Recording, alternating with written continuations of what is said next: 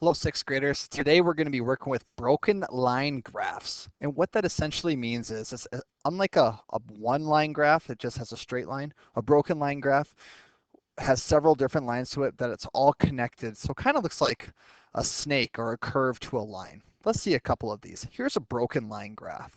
As we're taking a look here, we're going to be analyzing these graphs. So when we look here, we got to look at the x and the y axis. Here's your y axis. Here's your x axis.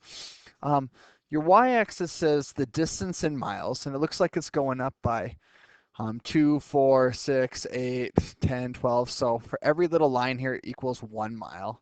And every line here is 1 hour. In between, it'd be half an hour. So essentially what this means so after it's gone 4 miles, it would take 1 hour to go 4 miles. After 2 hours, the bus would only have gone 4 miles. But here, then it goes further out in the country, and after 3 hours, now the bus has traveled 12 miles. So you can kind of see maybe they're in town here.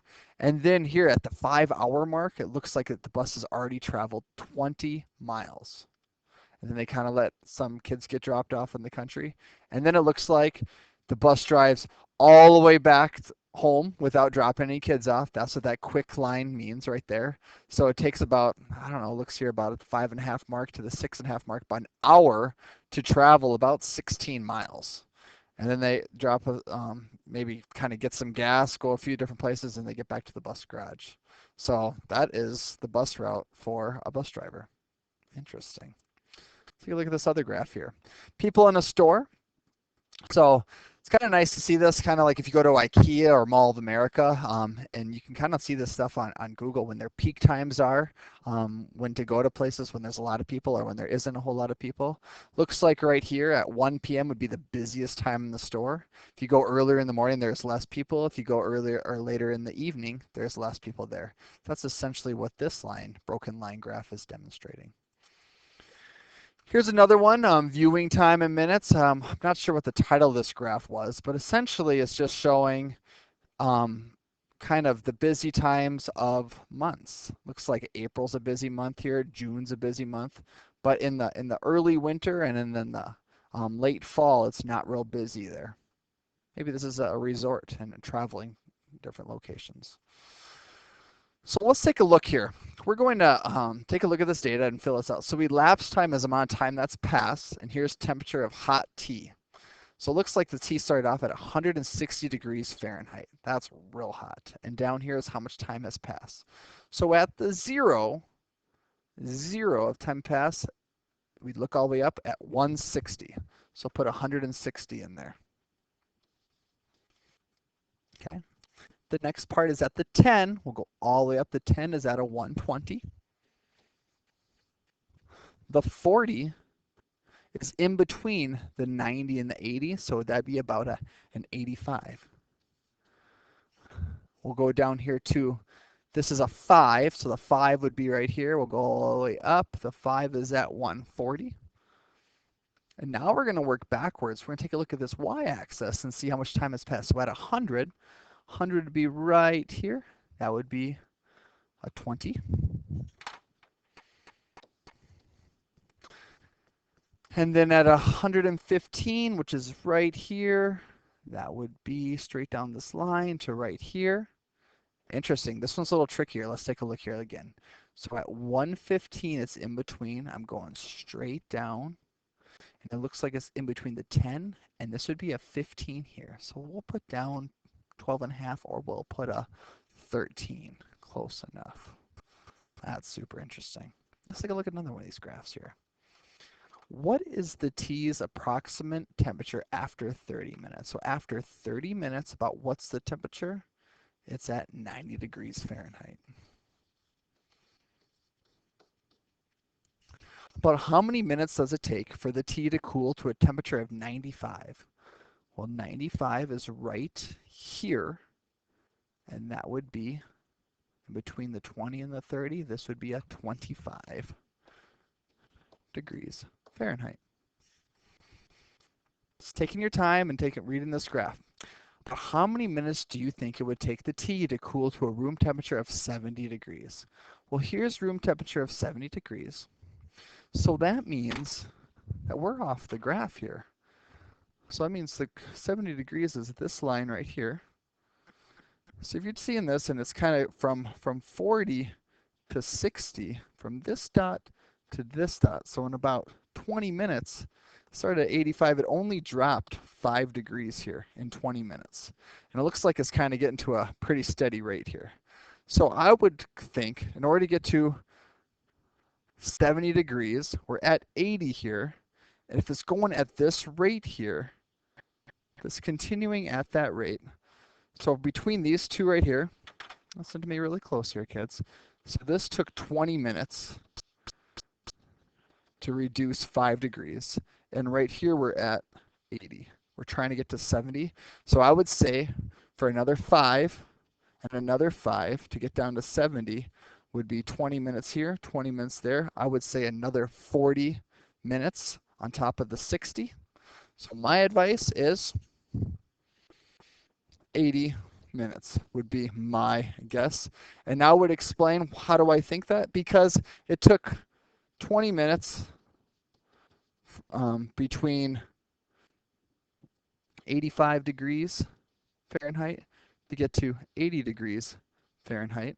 That took 20 minutes for the drop of 5. So if we took another 5, that'd be another 20 minutes. And another 5 would be another 20 minutes. And that's how I got my 40 minutes. And since I started at the 60,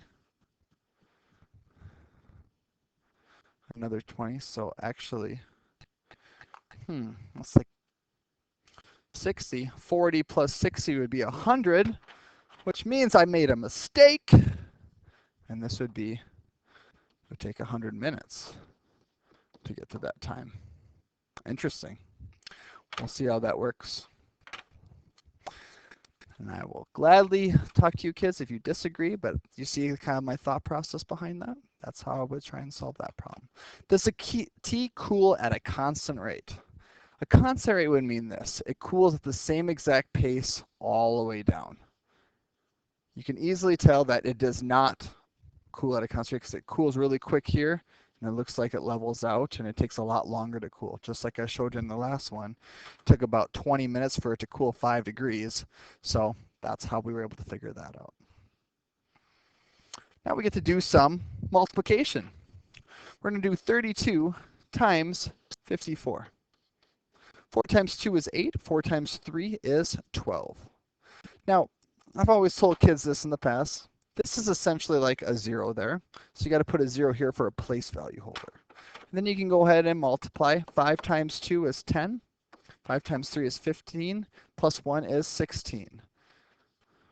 Add these up. 8, 2, 1 plus 6 is 7, 1. Your number is 1,728. Let's do another one. 87 times 38. 8 times 7 is 56, and put a 6 here, and put a 5 up top. 8 times 8 is 64, plus 5 is 69. Okay, I'm going to put a place value holder here because I'm going to be multiplying 87 by 30, essentially. I'm going to take this 3 and go times 7. I have a 21. 21. 3 times 8 is 24, plus 2 is 26. 6. Got a 10. 6 plus 6 is 12, plus 1 is 13. 1 plus 2 is 3. The number is 3,306. 59 times 76. 9 times 6 is 54. 5 times 6 is 30, plus 5 is 35. Place value holder. 7 times 6 is 63. 5 times 7 is 35, plus 6 is 41. I'm going to add these up. Got a 4. 5 plus 3 is 8. 3 plus 1 is 4. And 4. 4,484. 94 times 27. Now, if you're noticing that it's taking you a long time, for example here, 4 times 7, if you're kind of counting on your fingers or trying to figure out that a long time for you to figure out that that number actually equals 28, then you need to be working on your math facts like tonight or 2 weeks ago. What I mean by that is you need to start working on those math facts and know them very well.